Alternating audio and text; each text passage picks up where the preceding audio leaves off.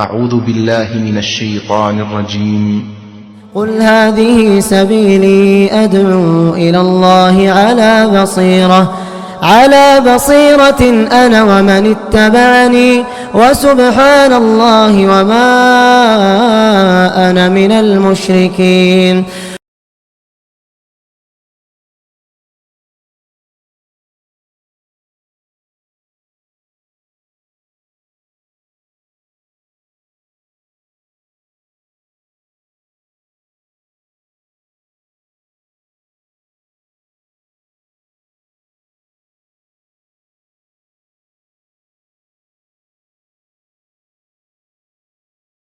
الحمد لله رب العالمين والصلاة والسلام على أشرف الأنبياء والمرسلين وعلى آله وأصحابه أجمعين ومن تبعهم بإحسان إلى يوم الدين. يا أيها الذين آمنوا اتقوا الله حق تقاته ولا تموتن إلا وأنتم مسلمون. يا أيها الناس اتقوا ربكم الذي خلقكم من نفس واحدة وخلق منها زوجها وبث منهما رجالا كثيرا ونساء واتقوا الله الذي تساءلون به والأرحام إن الله كان عليكم رقيبا. يا أيها الذين آمنوا اتقوا الله وقولوا قولا سديدا يصلح لكم أعمالكم ويغفر لكم ذنوبكم ومن يطع الله ورسوله فقد فاز فوزا عظيما. أما بعد فأعوذ بالله من الشيطان الرجيم. بسم الله الرحمن الرحيم. وعاشروهن بالمعروف فإن كرهتموهن فعسى أن تكرهوا شيئا ويجعل الله فيه خيرا كثيرا. محترم حضرات اور پردہ نشین خواتین اسلام، رب العالمین کا مجھ پر اور آپ سبھی حضرات اور خواتین پر بے انتہا فضل و کرم ہے کہ آج ہم اور آپ کو اس نے یہاں اکٹھا فرمایا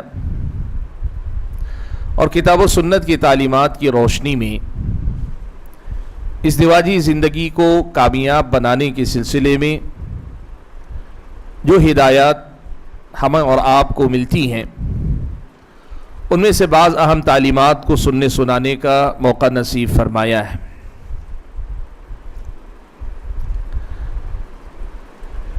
ازدواجی زندگی ایک جوڑے کا آپس میں ملنا، یہ اس دنیا کا ایک ایسا مسئلہ ہے جس پر ساری کی ساری دنیا یا دنیا کی ابتدا سے لے کر قیامت تک سبھی ڈپینڈ ہوتے ہیں۔ شادی ہر انسان کی ایک ضرورت ہے۔ اللہ تبارک و تعالیٰ نے حضرت آدم علیہ السلام کو پیدا فرمایا تو حضرت آدم کے سکون کے لیے اللہ تعالیٰ نے بعد میں حضرت حوا کو پیدا فرمایا۔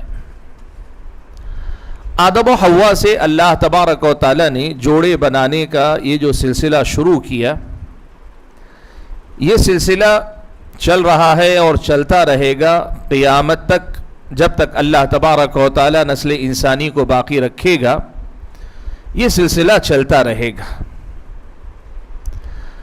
یہ جو سلسلہ ہے اس میں بنیادی بات جو سمجھنے کی رہتی ہے وہ یہ کہ ہم اس دنیا کے اندر اس حقیقت کو دیکھتے ہیں کہ ایک ہی ماں باپ سے پیدا ہونے والے دو سگے بھائی یا بھائی بہن یا دو سگی بہنیں ایک ہی ماں باپ سے پیدا ہوتے ہیں، ایک ہی ماحول میں پروان چڑھتے ہیں، ایک ہی جیسی غذا کھاتے ہیں، ایک ہی جیسے ماحول میں آگے بڑھتے جاتے ہیں، لیکن پھر بھی دو بھائیوں کی سوچ، دو بھائیوں کا مزاج، دو بہنوں کی سوچ، دو بہنوں کا مزاج، ایک بھائی اور بہن کا مزاج عام طور پر ایک جیسا نہیں ہو پاتا ہے۔ سوچ کا اختلاف ہوتا ہے، مزاج کا اختلاف ہوتا ہے، حالانکہ دونوں کو ملنے والی چیزیں ایک جیسی ہیں۔ جب ہم اس حقیقت کو دیکھ رہے ہیں کہ ایک گھر میں ایک ماں باپ سے پیدا ہونے والے بچے ایک جیسے نہیں ہیں، تو ظاہر سی بات ہے جوڑے جو بنائے جاتے ہیں عام طور پر دو الگ گھرانے، دو الگ ماحول، دو الگ مزاج، دو الگ سوچ کے حامل افراد ہوا کرتے ہیں۔ لڑکا کہیں پیدا ہوتا ہے، لڑکی کہیں اور پیدا ہوتی ہے، لڑکے کو ملنے والا ماحول الگ ہے، لڑکی کو ملنے والا ماحول الگ ہے۔ آپ اس حیثیت سے دیکھیں تو بہت سارے دونوں کے درمیان آپ کو فرق نظر آئیں گے۔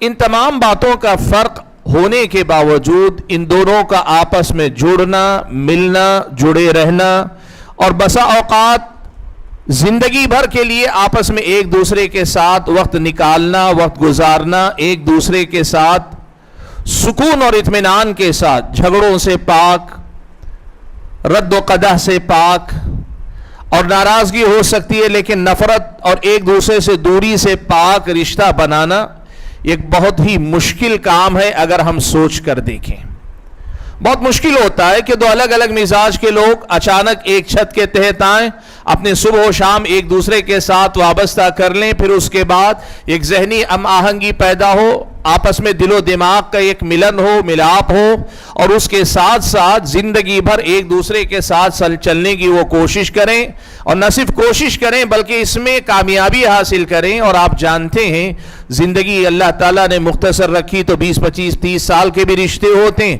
اللہ نے زندگی رکھی تو 100 سال کا بھی یہ رشتہ ہوتا ہے۔ زمانے کے سرد و گرم کو دیکھتے ہوئے، زندگی کے اونچ نیچ کا سامنا کرتے ہوئے اس رشتے کو نبھا لے جانا ایک بہت بڑا چیلنج ہے، ایک بہت بڑا مسئلہ ہے۔ ایسے مسئلے کی جب ہم اور آپ صورتحال آج کی دنیا میں دیکھنا چاہتے ہیں تو ہمیں نظر آتا ہے کہ ہاں واقعتاً یہ مسئلہ ہے کہ دنیا میں آج بہت سارے لوگ رشتہ جوڑتے ہیں لیکن رشتہ نبھا نہیں پاتے ہیں، آپس میں ایک دوسرے کے ساتھ رشتے ازدواج میں منسلک ہوتے ہیں، میاں بیوی بنتے ہیں، لیکن یا تو زیادہ دن چلے بغیر دونوں ایک دوسرے سے جدا ہو جاتے ہیں، یا پھر یہ رشتہ ایک مجبوری کا رشتہ بن کر رہ جاتا ہے۔ شوہر مجبوری میں بیوی کو نبھاتا جا رہا ہے، یا بیوی مجبور ہے شوہر کو جھیلتی ہوئی اسے برداشت کرتے ہوئے جا رہی ہے۔ اور دونوں میں سے کبھی بھی آپ پوچھئے تو ایسا لگتا ہے ان کو اگر اختیار ملے، اگر ان کا بس چلے تو وہ پہلی فرصت میں اس رشتے سے نکلنا چاہتے ہیں لیکن نکل نہیں پاتے۔ یہ ہمارے سماج کی سچائیوں میں سے ایک سچائی ہے۔ جب یہ حقیقت ہم جانتے ہیں کہ اس رشتے کو نبھانا اپنے آپ میں ایک بڑا اہم کام ہے، اور دوسری طرف سماج میں واقعتاً لوگ اس رشتے کو نبھانے کے سلسلے میں پریشان ہو رہے ہیں، تو پھر ظاہر سی بات ہے ایسے موضوع پہ بات کرنا، قرآن و سنت جس میں اللہ تبارک و تعالیٰ نے ہمارے اور آپ کے لیے رہنمائی کا سامان رکھا، جس میں اللہ تبارک و تعالیٰ نے میری اور آپ کی رہنمائی کی ہے، وہاں سے اس رشتے کو نبھانے کے سلسلے میں کیا اصول ملتے ہیں، کیا رہنمائیاں ملتی ہیں۔ نبی علیہ السلام نے اس رشتے کو مضبوط کرنے والی، اس رشتے کو طاقتور بنانے والی کیا بنیادیں اللہ کے نبی صلی اللہ علیہ وسلم نے سکھلائی ہیں، ان کو جاننا، سیکھنا، سمجھنا، نبھانے کی کوشش کرنا، ان کو اپنانے کی کوشش کرنا، یہ ہماری اور آپ کی ایک سماجی اور دینی ذمہ داری ہے۔ حاضرین گرامی قدر، آج کا ہمارا یہ جو پروگرام ہے یا آج کی ہماری یہ جو بیٹھک ہے، اس میں ہم اور آپ یہی کوشش کریں گے کہ میاں بیوی والا رشتہ جسے ازدواجی زندگی کہتے ہیں، اس رشتے کو، اس ازدواجی زندگی کو کامیابی سے ہمکنار کرنے والے ایسے کون سے اصول ہیں جو قرآن و سنت میں مجھ کو اور آپ کو سکھائے گئے ہیں۔ ایسے چند اصول، اور بالتحدید میں کوشش کروں گا کہ 10 بڑے اصول اور بنیادی اصول آپ کے سامنے رکھوں کہ جن کی روشنی میں ہم اور آپ واقعی معنوں میں اس رشتے کو کامیابی سے ہمکنار کرنے کی کوشش کر سکتے ہیں۔ اور قبل اس کے کہ میں ایسے 10 بنیادی اصول گناؤں، ایک بنیادی مسئلے پہ بات کر لینا چاہتا ہوں۔ بھائیوں، سب سے پہلا اور بنیادی مسئلہ ہمارے اور آپ کے سامنے یہ صاف ہونا چاہیے کہ قرآن و سنت کی روشنی میں ازدواجی زندگی کا مقصد کیا ہے، یعنی شادی کا مقصد کیا، آدمی کو یا عورت کو شادی کیوں کرنی چاہیے، یا شادی کرنے کا مقصد کیا ہے، اس کو ہم اور آپ کو قرآن و سنت کی شکل میں کی روشنی میں ہم اور آپ کو سب سے پہلے دیکھنا چاہیے۔ اگر ہم اور آپ قرآن و سنت میں پڑھ کر دیکھیں، بنیادی طور پر دو بڑے مقاصد اللہ تعالیٰ نے اس سے جوڑ کر رکھیں۔ شادی بیاہ کے مسئلے سے اللہ تعالیٰ نے بنیادی طور پر دو بڑے اہم مقاصد جوڑ کر رکھیں۔ پہلا مقصد، انسان کی جو فطری ضرورتیں اللہ نے رکھی ہیں، آدمی کے جسم کو آرام چاہیے، نیند، آدمی کو کھانا چاہیے، آدمی کو پانی چاہیے، آدمی کی بہت ساری ضرورتیں ہیں، ایسے ہی ایک مرد اور عورت کو بلوغت کے مرحلے کے تک پہنچنے کے بعد جنس مقابل کی ایک ضرورت ہوتی جسے ہم فطری ضرورت یا جنسی ضرورت کہتے ہیں۔ اس کے بغیر ایک انسان کی زندگی میں بے چینی رہتی ہے، اضطراب رہتا ہے، خواہشات بے لگام ہوتی ہیں، تو آدمی گناہوں کی زندگی کی طرف جاتا ہے۔ بڑے مفاسد، بڑے نقصان اس سے وابستہ ہیں۔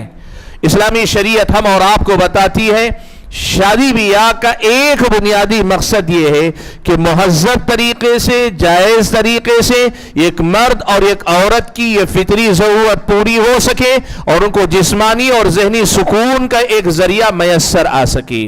اللہ تعالیٰ نے فرمایا وَمِنْ آيَاتِهِ أَنْ خَلَقَ لَكُم مِّنْ أَنفُسِكُمْ أَزْوَاجًا لِتَسْكُنُوا إِلَيْهَا۔ اللہ تعالیٰ نے فرمایا مقصد یہ ہے کہ اللہ نے تمہارا جوڑا تمہارے اندر سے پیدا کر کے موقع دیا کہ تم سکون حاصل کرو۔ مرد عورت کی زندگی کا سکون ہے اور عورت مرد کی زندگی کا سکون ہے، یہ دونوں ایک دوسرے کے لیے سکون کا باعث ہیں۔ فطری ضرورت ایک دوسرے کی مہذب طریقے سے پوری ہو اور ایسے طریقے سے پوری ہو جو اللہ تعالیٰ کی عبادت کے درجے میں جائے۔ ایک انسان اگر جائز طریقے سے شادی بیاہ کا رشتہ قائم کرتا ہے، اسلامی شریعت کی نظر میں یہ عبادت کا ایک کام ہے، یہ ثواب کے حصول کا ایک ذریعہ ہے۔ ایک مقصد تو یہ، اور دوسرا مقصد قرآن و سنت کے نصوص سے جو ہم اور آپ کو معلوم ہوتا ہے وہ یہ کہ انسانوں کی نسل انسانی کی بقا یا انسانوں کی نسل جاری اور ساری رہے، اور نسل انسانی کی بقا کے ساتھ نئے وجود میں آنے والے، پیدا ہونے والے جو بچے ہیں ان کی صحیح انداز میں تربیت ہو سکے۔ ازدواجی زندگی کے بنیادی مقاصد یہ دو ہیں، ایک تو یہ کہ انسان ایک دوسرے سے سکون حاصل کریں، اور دوسرا مقصد یہ ہے کہ انسان صاحب اولاد ہوتا جائے، نسل انسانی آگے بڑھتی جائے، اور انسانوں کے پیدا ہونے اور مرنے کا یہ جو سلسلہ جو اللہ تعالیٰ کی سنت ہے یہ جاری اور ساری رہنی چاہیے۔ اسی لیے نبی علیہ السلام نے یہ بات بیان فرمائی کا تزوج الودود الولود فإنی مکافر بکم الامم یوم القیامہ، اے لوگو تم ایسی عورتوں سے یا ایسی عورت سے شادی کرو جو ودود بھی ہو، بڑی محبت والی بھی ہو، اور ولود جس کے اندر بچے پیدا کرنے کی صلاحیت ہو، اور بعض نے کہا کثرت سے اولاد پیدا کرنے کی صلاحیت ہو، ایسی خاتون سے شادی کرو، میں روز قیامت تمہارے ذریعے انبیاء کے مقابلے میں اپنی کثرت کا مظاہرہ کروں گا۔ حاضرین گرامی قدر، اس حدیث کے سبب ورود میں ایک واقعہ بھی نقل کیا گیا۔ ایک صحابی تھے، وہ ایک خاتون سے محبت کرتے تھے، لیکن اس خاتون کے بارے میں یہ بات معروف تھی کہ اس کے اندر بچے پیدا کرنے کی صلاحیت نہیں ہے۔ وہ آ کر اللہ کے نبی صلی اللہ علیہ وسلم سے پوچھنے لگے، اللہ کے نبی کیا میں اس خاتون سے شادی کر سکتا ہوں جس کے اندر یہ بات ہے کہ وہ بچے پیدا کرنے کی صلاحیت سے محروم ہے؟ اللہ نے وہ قابلیت اسے نہیں عطا فرمائی۔ اس موقع پر نبی علیہ السلام نے یہ بات بیان فرمائی، کہا کہ تم ایسی عورت سے شادی کرو جو بچے پیدا کرنے کی صلاحیت رکھنے والی ہو۔ اس لیے کہ شادی بیاہ کا ایک اہم مقصد یہ ہے کہ نسل انسانی کی بقا ہو۔ حاضرین گرامی قدر، شادی بیاہ کے ذریعے جب یہ دونوں مقاصد پورے کرنے ہیں تو پھر آپ یہ بات یاد رکھیے گا، اس شادی سے نہ صرف یہ کہ سماج آگے بڑھتا ہے، نسل انسانی آگے بڑھتی ہے، بلکہ سماج مضبوط بنیادوں پر قائم ہوتا ہے۔ شادی بیاہ کا مسئلہ سماج کے لیے ایک مضبوط بنیاد فراہم کرنے کا ذریعہ ہے۔ وہ کیسے؟ دیکھیے شادی بیاہ سے خاندان بنتا ہے. اگر آدمی صرف پہلا مقصد رکھے, جیسے آج آپ جانتے ہیں مغربی دنیا, ویسٹرن کنٹریز کو اگر آپ دیکھیں گے, ان کی نظر میں, اور اس کا بہت حد تک اثر ہمارے سماج پر پورا نہ صحیح تھوڑا بہت اثر ہے. بہت سارے ماں باپ اور بہت سارے افراد یہ سمجھتے ہیں کہ شادی بیاہ کا اصل مقصد صرف خواہشات کو پورا کرنا, صرف ایک دوسرے کی ضرورت کو پورا کرنا. اسی لیے مغربی دنیا میں یہ فیشن ہے, یہ کلچر ہے, باقاعدہ یہ ماحول ہے وہاں کہ لوگ ایک دوسرے کے ساتھ صرف ایک دوسرے سے فائدہ اٹھانے کے لیے رہنا چاہتے ہیں. وہ کہتے ہیں ہم فیملی بنانا نہیں چاہتے, ہم گھر بڑھانا نہیں چاہتے. اور اسی کا اثر آج ہمارے سماج میں ہم جو دیکھتے ہیں, لیو ان ریلیشن شپ جسے کہا جاتا ہے, نکاح نہیں, عقد نہیں, لیکن دونوں ساتھ میں رہنا چاہتے ہیں اور دونوں ساتھ میں فیملی بنانا نہیں چاہتے. ایسے سارے مقاصد وہ جوڑے رکھے ہوئے. وجہ اس کی کیا ہے؟ بنیادی طور پر لوگ یہ سمجھتے ہیں کہ شادی بیاہ صرف ایک دوسرے سے فائدہ اٹھانے یا ایک دوسرے سے لطف اندوز ہونے کا ذریعہ. اب وہ یہ چاہتے ہیں کہ شادی بیاہ اگر کریں گے تو پھر تو ذمہ داری آئے گی, لڑکی کی ذمہ داری آئے گی, لڑکے کی ذمہ داری آئے گی, اور اللہ کہے بعد میں بچے اگر ہوں گے بچوں کی ذمہ داری آئیں گی. ان تمام سے پیچھے ہٹ کر وہ صرف لیو ان ریلیشن کی بات کریں یا شادی شدہ ہونے کے بعد بھی بچے پیدا کرنے سے پرہیز کرنے, یا حمل اگر ٹھہر جائے تو اسقاط حمل کروانے. پتہ نہیں اتنے راستے لوگوں کے پاس ہیں کہ لوگ یہ سمجھتے ہیں کہ یہ شادی کا مسئلہ صرف ایک دوسرے سے فائدہ اٹھانے کے لیے. اسلامی شریعت کہتی ہے کہ نہیں, یہ ایک مقصد ہے, جائز مقصد ہے, انسان کی ایک ضرورت ہے, یہ صحیح ہے اپنی جگہ پہ, لیکن شادی بیاہ صرف اس بنیاد پر نہیں ہونا چاہیے, صرف اس کی وجہ سے نہیں ہونا چاہیے. اس کے ساتھ ساتھ جو دوسرا مقصد ہے کہ انسانی نسل آگے بڑھے, انسان صاحب اولاد ہو, خاندان بنے, یہ بہت ضروری ہے. آج آپ یہ بات دیکھیے, مغربی دنیا میں خاندانی نظام ختم ہو رہا ہے اور بہت حد تک ختم ہو چکا ہے. آج یہ مسئلہ ہے کہ ماں باپ پیدا کرنے تک ماں باپ ہیں یا جذباتی لگاؤ کی حد تک ماں باپ ہیں. ذمہ داری کی اگر بات کریں, ریسپانسبلٹی کی بات کریں, بلوغت کے مرحلے تک پہنچنے سے پہلے بچے چاہتے ہیں کہ ماں باپ کی ان پر کوئی گرفت نہ رہے, اور ماں باپ یہ چاہتے ہیں بچے جیسے ہی بڑے ہو رہے ہیں بلوغت کی دہلیز میں قدم رکھنے کے ساتھ وہ اپنے معاملات کے خود ذمہ دار ہو جائیں, وہ خود کمائیں, وہ خود کھائیں, لڑکا ہو لڑکی ہو وہ خود اپنے معاملات طے کر لیں, شادی بیاہ کے معاملات طے کر لیں. کوئی کسی کی ذمہ داری اٹھانا نہیں چاہتا. خاندانی نظام بکھرتا جا رہا ہے. وجہ اس کی یہ ہے کہ لوگوں نے شادی کو صرف ایک دوسرے سے فائدہ اٹھانے کا ذریعہ سمجھا ہے. شادی بیاہ کو خاندان کی تشکیل, جو کہ سماج اور معاشرے کی تشکیل کی بنیاد ہے, وہ اسے سماج اور معاشرے کی تشکیل کی بنیاد یا خاندان بنانے کا ذریعہ نہیں بنانا چاہتے. بھائیو یہ بات یاد رکھو, اگر شادی بیاہ اس دوسرے مقصد سے الگ کر لی جائے, وہ ہے خاندان بنانا, خاندان سے سماج اور سوسائٹی کو مضبوط کرنا, تو پھر سماج میں بہت سارا شر پیدا ہوگا, بہت ساری خرابیاں پیدا ہوگی, وہ ہر طرح کی خرابیاں. ان میں سے ایک بڑی خرابی سب سے پہلے, انسان بظاہر آزاد ہو جائے گا. لڑکا آزاد, لڑکی آزاد ہے, کوئی کسی کی ذمہ دار نہیں, اس پر کسی کی ذمہ داری نہیں. لیکن اللہ تعالیٰ کے بندو, خاندان جہاں ہمیں آپس میں جوڑ کر رکھتا ہے, وہیں اللہ کے فضل و کرم سے وہ ہمارا بہت بڑا سہارا, جذباتی سہارا, ایموشنل ہمیں سپورٹ ملتا ہے. ہمارے اور آپ کے نفسیاتی جو مختلف پریشانیاں ہوتی, ذہنی پریشانیاں ہوتی, ان کا سہارا ہے. جو لوگ خاندان میں رہتے ہیں اور خاندان میں اونچ نیچ ہوتی ہے, پریشانیاں آتی ہیں, جھگڑے آتے ہیں, وہ سمجھتے ہیں کہ یہ فیملی ایک جھنجٹ ہے. لوگ سمجھتے ہیں خاندان قبیلہ بنا کے رہنا, رشتے بنا کے رہنا, اس میں جھنجٹ ہے. اس سے تو اچھا یہ ہے کہ آدمی آزاد رہے. یاد رکھیے گا, یقیناً انسان ساتھ میں رہتے تو اونچ نیچ ہوتی ہے, اور یہ بات آتی ہے کہ لگتا ہے کہ کہاں ہم نے یہ جنجال پال لیا. لیکن آزاد رہنے والوں لوگوں کے اندر جو نفسیاتی بیماریاں, جو نفسیاتی امراض آج مغربی دنیا کے اندر آپ کو سننے کو ملیں گے, آپ کو پتا چلے گا. وہ بچوں کی شفقت, بچے شفقت سے محروم, یا ماں باپ وہ ممتا کا اظہار کرنے کے لیے جو ان کا اپنا مرکز ہونا چاہیے اس سے محروم ہو جاتے ہیں.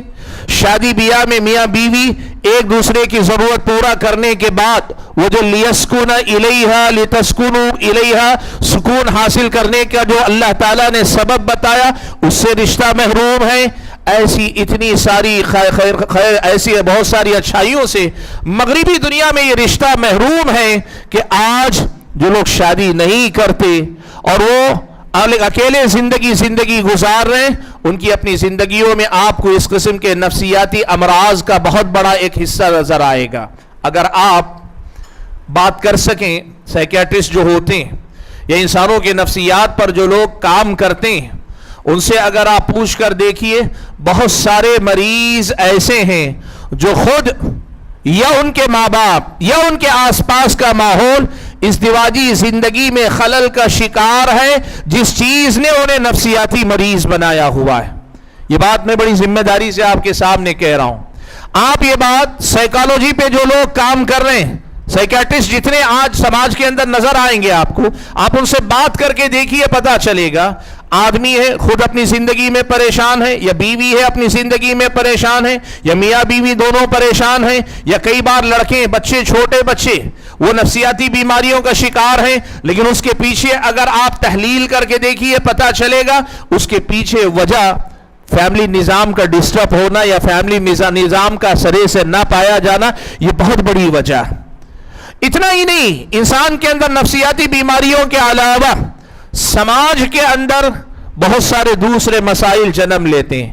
شادی بیاہ کے ذریعے جب خاندان بنتا ہے تو بڑھاپے میں ماں باپ کو پریشان ہونے کی ضرورت نہیں پڑتی. صحیح خاندان اور صحیح تربیت ماں باپ کا یوں سمجھیے آخرت سے پہلے اس دنیا میں اپنے بڑھاپے کے لیے ایک بہت بڑا انویسٹمنٹ ہے. اچھے بچے اپنے ماں باپ کی خدمت کرتے ہیں ان کی خدمت کو باعث اجر و ثواب بھی سمجھتے ہیں اور اپنے بعد جس طرح آج اپنے ماں باپ کو بڑھاپے میں دیکھ رہے ہیں وہ اس حقیقت کو یاد رکھتے ہیں کہ ہم بھی بڑھاپے میں پہنچیں گے تو ہماری اولاد ہمارا سہارا بنے گی. لیکن جو لوگ خاندان تشکیل نہیں دینا چاہتے یا ازدواجی زندگی میں جینا نہیں چاہتے ان لوگوں کا مسئلہ یہ ہے کہ وہاں بڑھاپے میں وہ سماج پر بوجھ ہوتے ہیں سوسائٹی پر بوجھ ہوتے ہیں یا حکومت پر بوجھ ہوتے ہیں یا سماج کے اندر بے سہارا پڑے رہتے ہیں. بیمار ہوتے ہیں تو کوئی علاج کروانے والا نہیں بھوکے ہوتے ہیں تو کھلانے والا نہیں اور اگر وہ اپنے جذبات کی تسکین کے لیے اپنی اولاد سے ملنا چاہتے ہیں تو ان سے ملنے والے نہیں. آپ جانتے ہیں اولڈ ایج ہوم جسے کہا جاتا ہے یہ مغربی دنیا میں وجود میں آیا. ہمارے اور آپ کے سماج میں حتیٰ کہ مسلمان تو چھوڑیے یہاں کے غیر مسلموں کے ہاں بھی اولڈ ایج ہوم کا کوئی کانسیپٹ نہیں. وجہ کیا ہے؟ خاندانی نظام مضبوط ہے. وہ بڑوں کو اپنے لیے رحمت سمجھتے ہیں وہ بڑوں کی وجہ سے پریشان ہوں گے بھی لیکن اس کے باوجود وہ سمجھتے ہیں کہ یہ گھروں میں رہنا برکت کا باعث ہے بڑوں کا گھروں کے اندر رہنا خیر و برکت لانے کا باعث ہے اور اسی کا نتیجہ یہ ہے کہ یہ ہمارے سماج کے بوڑھوں میں سے عمر دراز مرد و خواتین میں سے اکثر بے سہارا نہیں ہوتے. اللہ کے فضل و کرم سے ان کا ٹیک کیئر ان کا خیال کرنے والے بہت سارے اللہ تعالیٰ نے رکھے ہوئے ہوتے ہیں. اور حاضرین گرامی قدر خاندان کا مسئلہ اس اعتبار سے بھی ضروری ہے کہ اسلامی شریعت نے ہم اور آپ کو آخرت میں کامیابی کے لیے جو احکام دیے ہیں کہ ہمیں کیا کیا نیکیاں کر کے آخرت میں کامیابی حاصل کرنی ہے ان میں سے بہت ساری نیکیوں کا تعلق خاندان کے مستحکم ہونے سے. بھائی بہنوں کے حقوق ہیں والدین کے حقوق ہیں جوانی میں بڑھاپے میں حقوق ہیں اولاد کے حقوق ہیں آپ کے ننیالی رشتہ داروں کے حقوق ہیں آپ کے ددیالی رشتہ داروں کے حقوق ہیں. یہ سارے حقوق جہاں حق ہیں وہیں اللہ تعالیٰ کے پاس کامیابی اور کامرانی اور آخرت میں جنت کمانے کا ذریعہ ہے. خاندان جب بنتا ہے تو یوں سمجھیے جنت کمانے کے یہ سارے موقع ہم اور آپ کو ملتے ہیں اور اس کے بجائے اگر آدمی ایسی زندگی جیے جہاں وہ اکیلا جینا چاہتا ہے خاندان نہیں ہے تو یوں سمجھیے کہ نیکی کمانے کے ان سارے ذرائع سے وہ انسان محروم رہتا ہے. یہ ساری باتیں میں نے کیوں آپ کے سامنے ذکر کی؟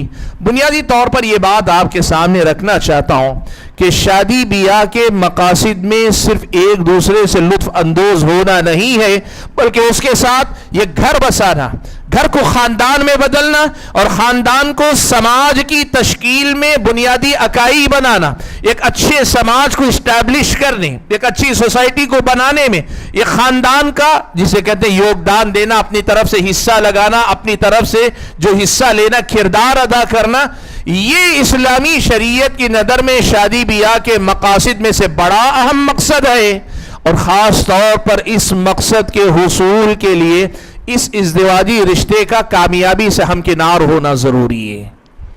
اگر میاں بیوی کا رشتہ کامیاب ہوگا، خاندان بنے گا، گھر بسے گا، خاندان بنے گا، سماج تشکیل پائے گا۔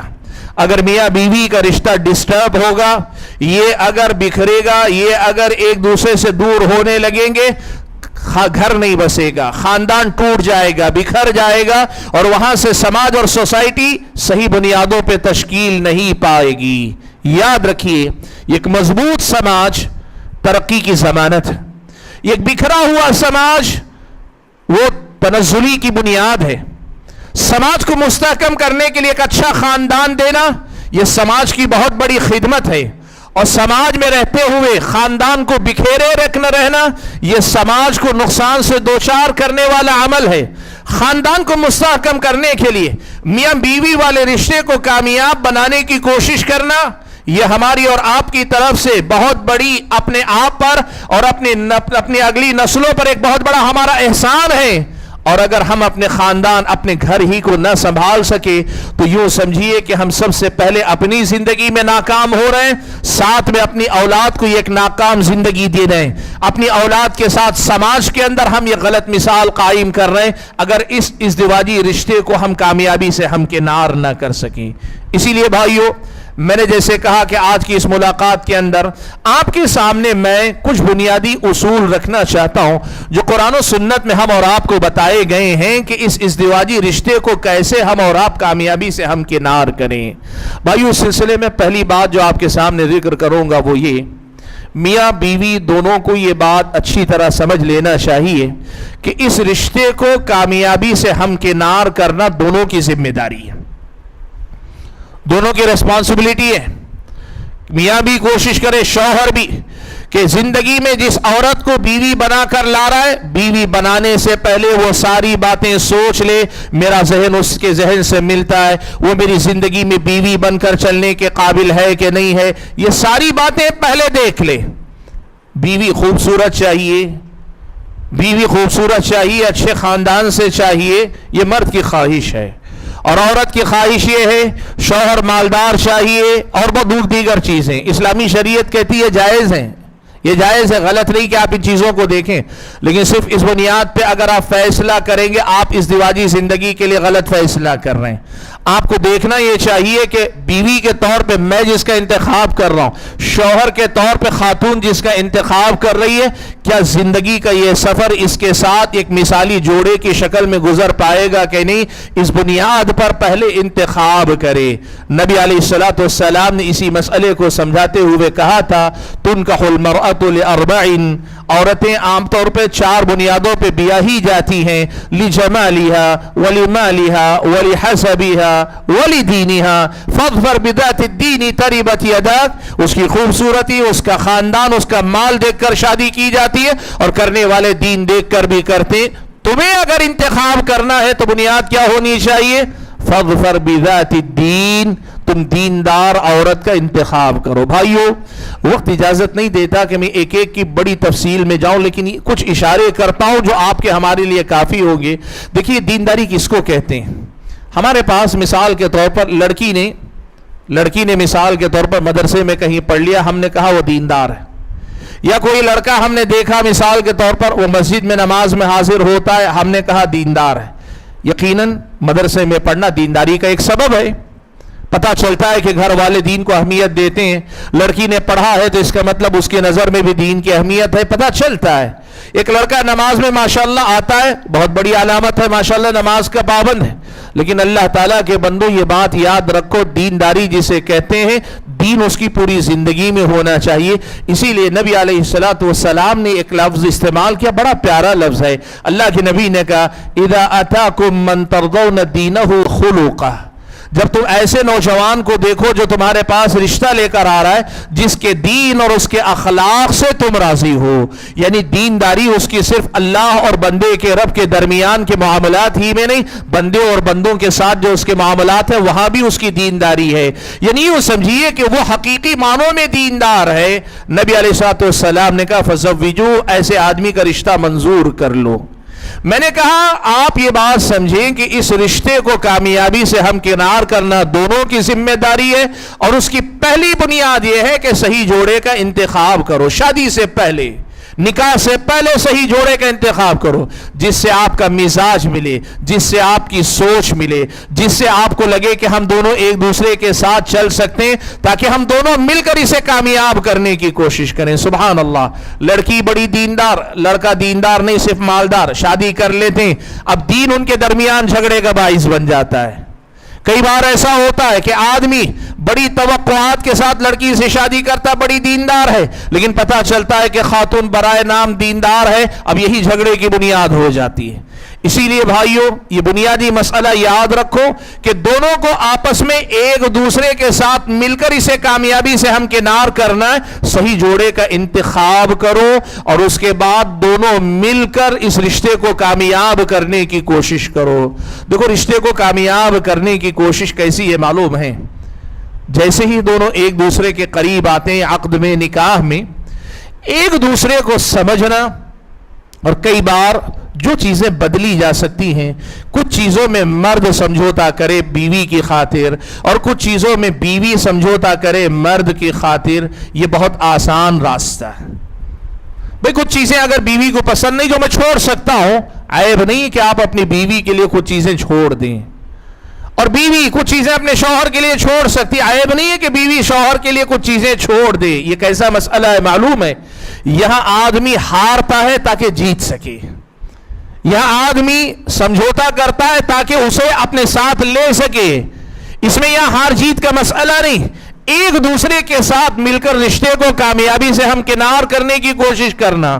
اور اگر پہلی صورت نہیں ہو سکتی، آدمی سمجھوتا کرنے تیار نہیں، عورت سمجھوتا کرنے کے لیے تیار نہیں، اپنی کچھ چیزیں بدلنے کے لیے تیار نہیں، تو پھر کم سے کم اس درجے میں ہونا چاہیے ایک دوسرے کو برداشت کرنا آنا چاہیے۔ میں بدل نہیں سکتا لیکن میں برداشت کر سکتا ہوں، میں بدل نہیں سکتا لیکن برداشت کر سکتی ہوں، یہ مزاج آنا چاہیے۔ رشتے کو کامیاب کرنا دونوں کی ذمہ داری ہے۔ بدلو اپنے آپ کو کچھ چیزوں کے اندر اگر بدل سکے، اور اس میں کوئی عیب کی بات نہیں، یا ہار کر بھی آپ جیتیں گے، ابتدا میں ہار رہے ہیں تاکہ آپ جیت سکیں، لیکن اگر آپ یہ نہیں کر پا رہے ہیں تو کم سے کم ایک دوسرے کو برداشت کر کے چلنے کی عادت ڈالیں۔ یہاں سے اسلامی شریعت آپ کو بتاتی ہے کہ آپ ایک دوسرے کے لیے رشتے کو سنبھالنے کی، سہارا دینے کی کوشش کر رہے ہیں۔ میں نے کہا پہلی بات جو اس سلسلے میں رشتے کو کامیاب کرنے کے لیے یاد رکھنی چاہیے، رشتے کو بچانا صرف عورت کی ذمہ داری نہیں۔ ہمارے سماج میں یہ ہوتا ہے، مرد یہ سمجھتے ہیں کہ سارے سمجھوتے صرف عورت کرے گی، سارا ایڈجسٹمنٹ صرف عورت کو کرنا ہے۔ اور وہی بسا اوقات ایسا بھی ہوتا ہے کہ بعض گھرانوں میں لڑکیاں اتنی زبردست یا سسرال اتنی زبردست، وہ چاہتی ہیں کہ مرد سمجھوتے کر کے خاتون کے مزاج، خاتون کے ماحول اور خاتون کے مطالبات پہ کھرا اترے، اور اگر ایسا نہیں کر رہا ہے تو یہ کہہ دیتے ہیں یہ رشتے کو نبھانا نہیں چاہتا ہے۔ دونوں غلط ہیں اللہ کے بندوں، دونوں طرف سے زیادتیاں ہوتی ہیں۔ کچھ مرد وہ ہیں جو یہ سمجھتے ہیں کہ سارے سمجھوتے صرف عورت کو کرنے، اور دوسری طرف کچھ خواتین وہ ہیں جو سمجھتی ہیں اگر مرد مجھ سے محبت کرتا ہوگا تو وہ سمجھوتے کرے گا، اور اگر سمجھوتے نہیں کر رہا ہے تو گویا مجھ سے محبت نہیں، یا میرے لیے مثالی شوہر نہیں بن پا رہا ہے۔ نہیں، ایک دوسرے کے لیے ایک دوسرے کا سہارا بننے کی کوشش کرو، ایک دوسرے کے لیے مسئلہ نہ بنو، آپس میں ایک دوسرے کے لیے آپ پرابلم نہ بنو، بلکہ ایک دوسرے کے اندر اگر کچھ کمی ہے تو اسے حل کرنے کا ذریعہ بنو۔ اسلامی شریعت یہ کہتی ہے، میں نے کہا پہلی بات یہ ہے کہ آپس میں اس رشتے کو نبھانا دونوں کی ذمہ داری ہے، اس بات کو اچھی طرح سے سمجھ لیا جائے۔ دوسری بنیاد جس پر ہم اور آپ اس رشتے کو کامیابی سے ہمکنار کر سکتے ہیں، وہ ہے کہ ہم اور آپ میاں بیوی آپس میں تقوی کی بنیاد پر ایک دوسرے کے ساتھ معاملہ کریں۔ کیا مطلب ہے تقوی کی بنیاد پر معاملہ کریں؟ دیکھیے آدمی شادی کرتا ہے تو آدمی چاہتا ہے کہ بھائی زندگی میرے اپنے اصولوں پر چلے گی. کئی بار آدمی کہتا ہے میرے خاندان کے اصولوں پر چلے گی. کئی بار آدمی کہتا ہے نہیں سماج میں جو چلتا ہے وہی چلے گا. اس کے برعکس عورت بھی ایسا کر سکتی ہے, بسا اوقات کہتی ہے شادی بیاہ ہوگی میرے ٹرمز اینڈ کنڈیشنز میں چلے گی, یا نہیں تو میرے خاندان میں ایسا ہی ہوتا ہے. یاد رکھو اسلامی شریعت یہ بتاتی ہے اگر آپ اپنے اپنے اصولوں پہ چلتے رہیں گے تو اصول باقی رہ جائیں گے, رشتہ باقی نہیں رہے گا. اصول سنبھالتے سنبھالتے رشتہ آپ کے ہاتھ سے پھسل جائے گا. اسی لیے قرآن میں اللہ تعالیٰ نے یہ بات صاف کر دی, ان ھذا القرآن یہدی للتی ہی اقوم, یہ قرآن اس راستے کی طرف رہنمائی کرتا ہے جو سب سے زیادہ سیدھا راستہ ہے.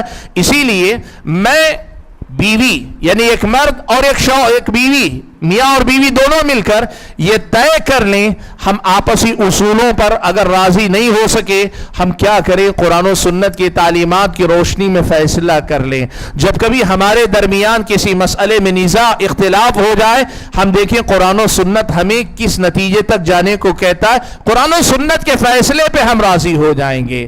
سبحان اللہ, یہ بات یقین رکھیے اس بات کا کہ اللہ تبارک و تعالیٰ نے جو اصول دیے ہیں اس سے زیادہ بہتر اصول میری اور آپ کی ازدواجی زندگی کے لیے بھی نہیں ہو سکتے. ایمان اور عقیدہ قرآن و سنت سے بہتر نہیں. عبادتیں جو اللہ تعالیٰ نے بتائی قرآن و سنت کی بتائی ہوئی عبادتوں سے بہتر کوئی عبادت نہیں. معاشرتی زندگی میں حلال و حرام کے پیمانے اللہ نے جو متعین کیے اس سے زیادہ بہتر کوئی راستہ نہیں. تو ازدواجی زندگی گزارنے کے اصول اور پیمانے بھی جو قرآن و سنت نے متعین کیے ہیں اس سے زیادہ بہتر کوئی نہیں, اس لیے کہ یہ رب حکیم کی طرف سے اتارے ہوئے اصول. ہماری سمجھ, آپ کی سمجھ, میری عقل مندی یا کسی خاتون کی عقل مندی, اس سب سے اوپر ہے رب العالمین کی وہ حکمت سے بھری باتیں, وہ حکمت سے بھری تعلیمات جسے ہم قرآن و سنت کہتے ہیں. دیکھیے پیارے نبی صلی اللہ علیہ وسلم نے اس مسئلے کی طرف کتنی آسانی سے مسئلے کو حل کر دیا. اللہ کے نبی صلی اللہ علیہ وسلم نے دو الگ الگ حدیثوں میں یہ بات بیان فرمائی. پہلی حدیث میں اللہ کے نبی نے کہا اما انی اخشاکم للہ واتقاکم لہ, لوگوں سنو میں تم میں سب سے زیادہ اللہ سے ڈرنے والا اور سب سے زیادہ اللہ کا تقوی اختیار کرنے والا ہوں. اور یہی بات اللہ کے نبی نے اپنے بارے میں دوسری حدیث میں کہی کل خیرکم خیرکم لأہلی وَأَنَا خَيْرُكُمْ لِأَهْلِي, تم میں سب سے بہتر آدمی وہ ہے جو اپنے گھر والوں کے ساتھ اچھا ہو اور میں اپنے گھر والوں کے ساتھ سب سے اچھا ہوں. اگر ان دو حدیثوں کو آپ ساتھ ملا کر دیکھتے ہیں پتہ چلتا ہے نبی اللہ سے سب سے زیادہ ڈرنے والے اور اللہ کا تقوی اختیار کرنے میں سب سے آگے تھے, لہٰذا اللہ کے نبی سب سے زیادہ مثالی شوہر بھی بننے میں کامیاب. نبی علیہ الصلوۃ والسلام نے اپنے آپ کو سب سے مثالی شوہر بنایا تو تقوی پہ چل کر اللہ کے نبی نے آپ کو اپنے آپ کو بنایا. بھائیو ہماری اور آپ کی زندگی میں اگر ہم یہ طے کر لیں کہ ہمارے جب بھی مسائل ہوں گے ہم کیا کریں گے, قرآن و سنت کی تعلیمات کی روشنی میں اپنے مسائل کو حل کر لیں گے, ازدواجی رشتے نبھ جاتے ہیں. ہٹ دھرمی ضد میری چلے گی, یہ میری ناک کا مسئلہ ہے, میری انا کا مسئلہ ہے, میں اگر میری نہیں مانے گی تو میری بیوی بگڑ جائے گی, یا عورت سمجھے گی اگر میں آج جھک جاؤں گی ساری زندگی مجھے جھکنا پڑے گا. ٹھیک ہے ایک دوسرے کے لیے نہ جھکو, دونوں مل کر اللہ تبارک و تعالیٰ کی ہدایات کے سامنے جھک جاؤ, اللہ تعالیٰ کی دی گئی تعلیمات کے سامنے جھک جاؤ. بھائیو یہ طریقہ ہے ازدواجی زندگی کو کامیابی سے ہمکنار کرنے کا کہ میاں بیوی تقوی کی بنیاد پر ایک دوسرے کے ساتھ معاملہ کریں. اور اگر آپ کو پتا نہیں ہے کہ کسی مسئلے میں کتاب و سنت کی رہنمائی کیا ہے تو پھر اسلامی شریعت نے کہا فاسألوا اہل الذکر ان کنتم لا تعلمون, اگر تم نہیں جانتے ہو جانکاروں سے پوچھ لو. فیملی کاؤنسلنگ جسے آج ایک باقاعدہ ایک نظام یا سسٹم کہا جاتا ہے, علماء کے ساتھ بیٹھ کر اس فیملی کاؤنسلنگ کے کانسیپٹ کو زندہ کرو سماج میں. اگر ہم سماج میں رشتوں کو بچانا چاہتے ہیں تو قرآن و سنت کی تعلیمات کی روشنی میں فیملی کاؤنسلنگ کا یہ جو کانسیپٹ ہے, یہ جو تصور ہے, اسے فروغ دینا پڑے گا.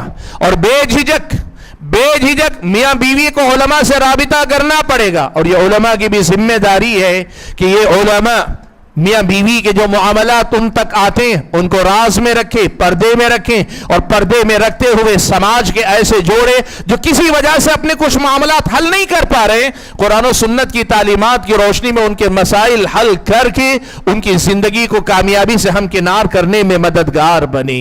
یہ دوسری اہم بنیاد ہے کہ تقوی کی بنیاد پر میاں بیوی ایک دوسرے کے ساتھ معاملہ کریں، ازدواجی رشتہ کامیاب ہو جائے گا۔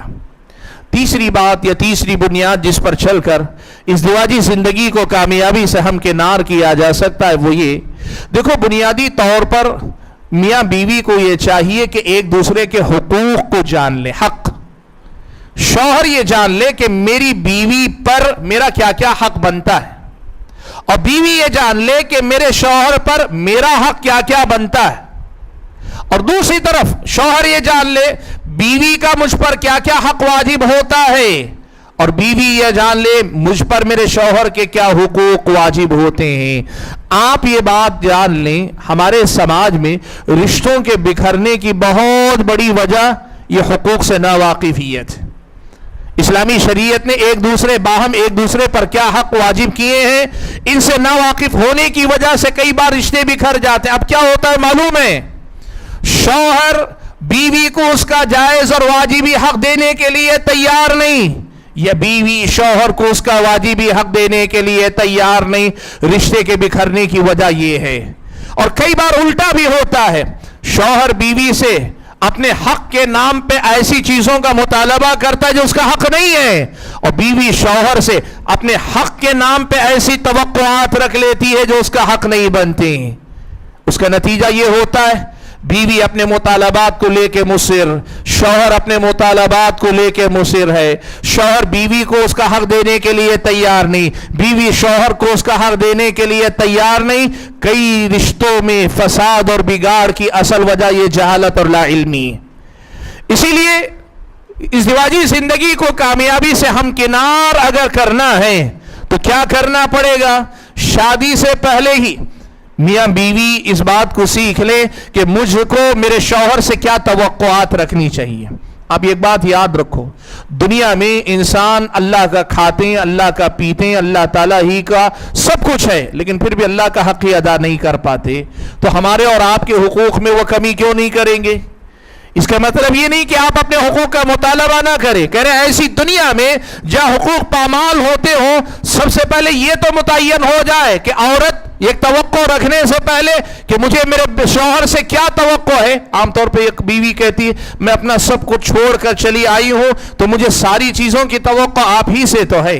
دیکھو یاد رکھو، ایک چیز ہے واجبی حق جو فرض بنتا ہے، اور دوسری چیز ہے جسے حسن معاشرت کہتے ہیں، وہ اگلی بات آپ کے سامنے رکھوں گا۔ یاد رکھو، مطالبات جتنے کم رکھو گے، ایکسپیکٹیشن جتنے کم رکھو گے، زندگی اتنی ہی خوشگوار گزرے گی، رشتہ اتنا ہی آسانی سے کامیاب ہوگا۔ شوہر کا بھی یہی معاملہ ہے، اپنی بیوی سے توقعات محدود رکھو، یہ جان لو بیوی پر کیا کیا تمہارے حق ہیں، اتنے حق اگر وہ بیچاری ادا کر لے رہی ہے، دنیا کی مثالی بیوی اسے مان کر چلو، آئیڈیل وائف مانو اسے، جو تمہارے بنیادی حقوق ادا کر رہی ہے، اس سے زیادہ کی توقعات کم رکھو تو رشتے کامیابی سے ہمکنار ہوتے ہیں۔ ہمارے پاس سماج میں رشتے میاں بیوی کے جو بکھر رہے ہیں، اس کی ایک بہت بڑی وجہ یہ ہے ایکسپیکٹیشنز وہ ہیں جو قرآن و سنت میں ایک دوسرے کے حق کے طور پہ نہیں بتائے گئے۔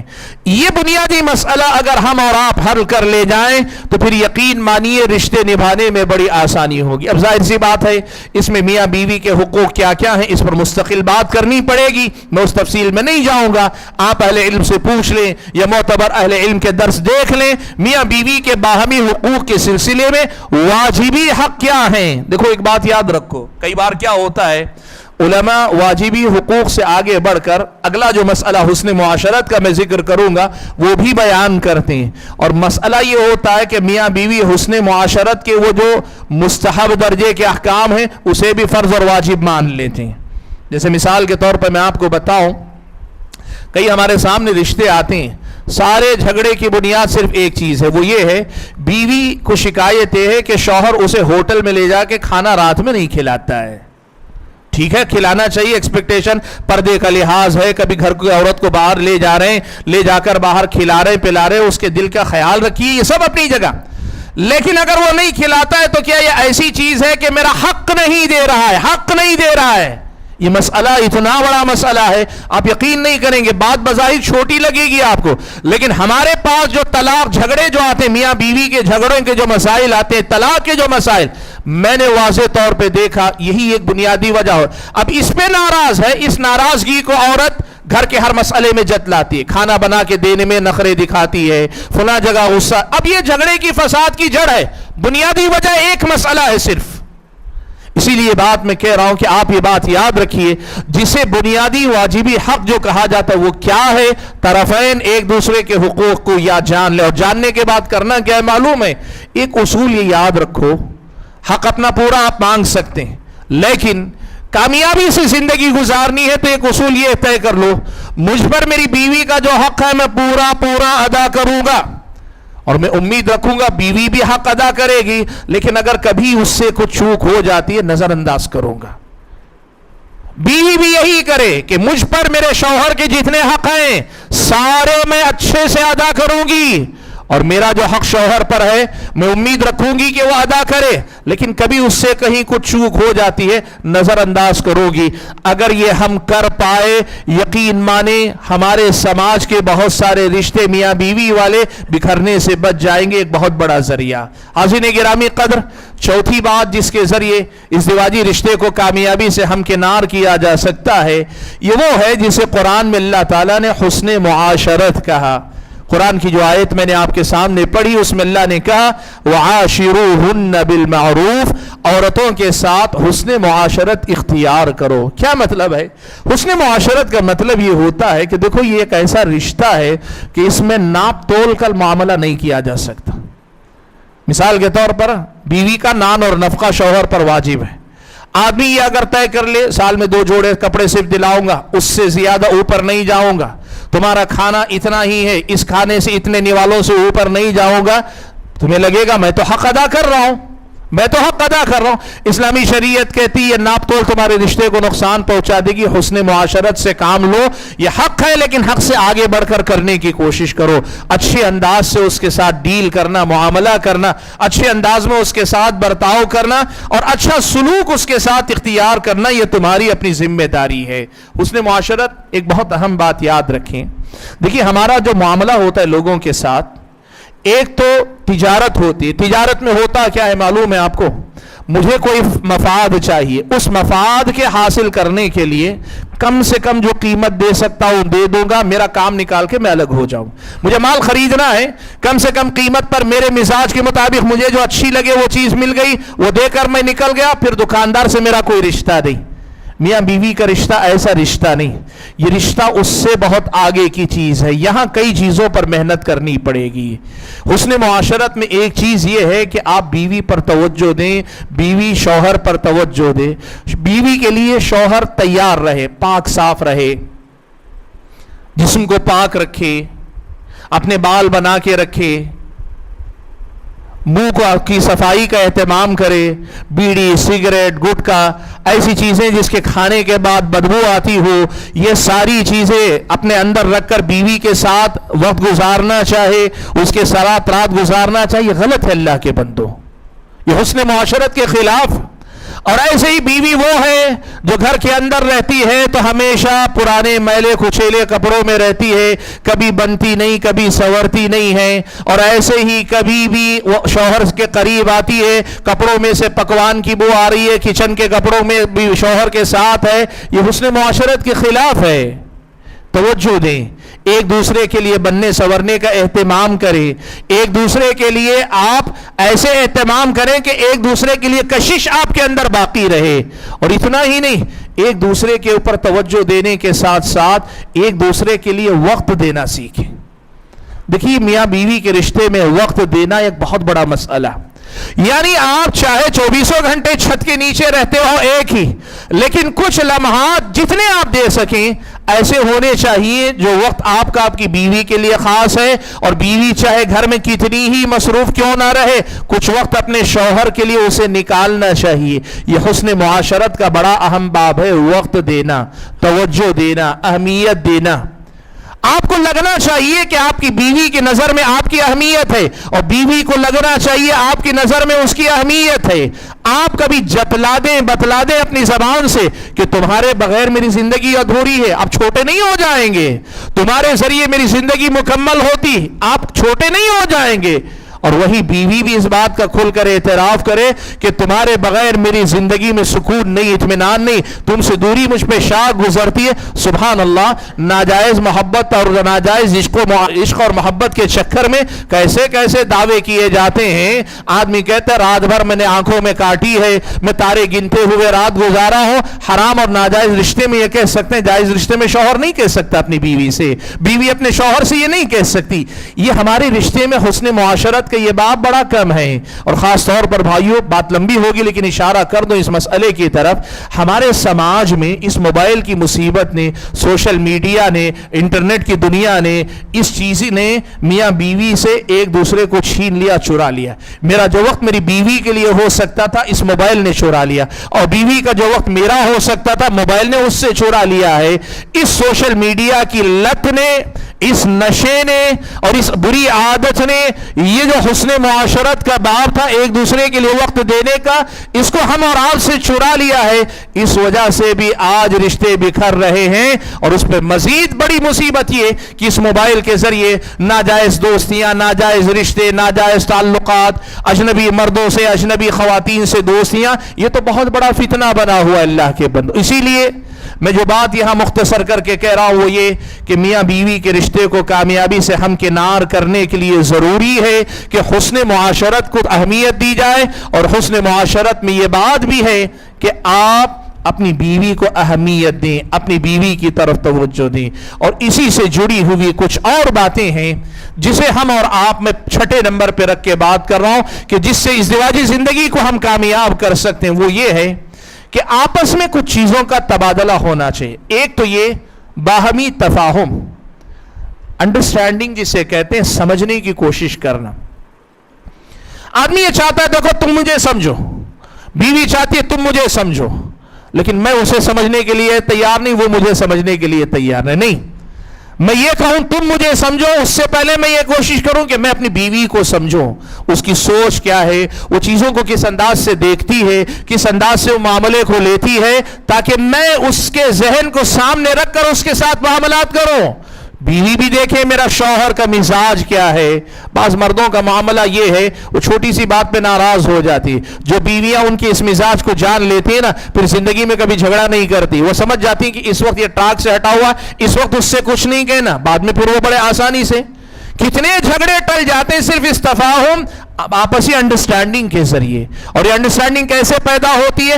سامنے والے کو کہنے سے نہیں کہ تم مجھے سمجھو، ہوتی اس طرح ہے کہ میں سامنے والے کو سمجھ کر اس کے مطابق کچھ چیزوں کو ایڈجسٹ کرنا سیکھوں۔ باہمی تفاہم، اور باہمی تفاہم کے ساتھ ایک چیز ہوتی ہے باہم ایک دوسرے کی عزت کرنا۔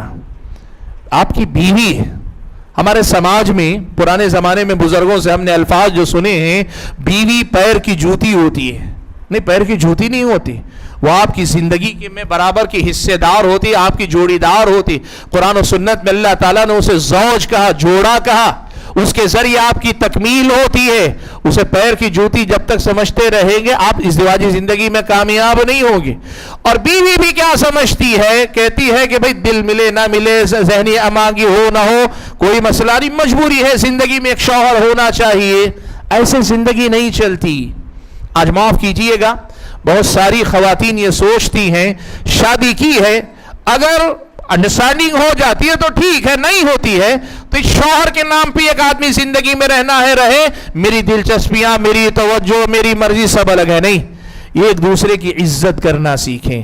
دیکھیے، جس دن آدمی کو محسوس ہو جائے گا کہ میری بیوی کی نظر میں میری کوئی حیثیت نہیں ہے، اس دن سے شوہر کے دل سے بیوی نکل جاتی ہے۔ آپ یہ بات لکھ کر لے لیجئے۔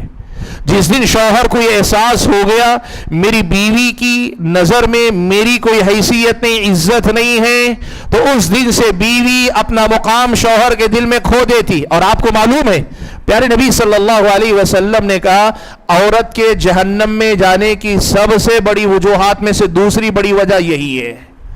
अल्लाह के नबी सल्लल्लाहु अलैहि वसल्लम ने, आप जानते हैं बड़ी मशहूर हदीस है, आए अल्लाह के नबी और आकर अल्लाह के नबी ने कहा या माशरन निसा, ए औरतों की जमात, तसद्दक़न मिन हुलिय्यिकुन, तुम अपने जेवरात को सदका करो, फ़इन्नी उरीतुकुन्न अक्सर अहलिन नार, इसलिए कि मैंने देखा जहन्नम में तुम्हारी सबसे ज्यादा तादाद है। जब उन्होंने ये बात कही सहाबियात ने पूछा अल्लाह के नबी से कि अल्लाह के नबी सबब क्या है?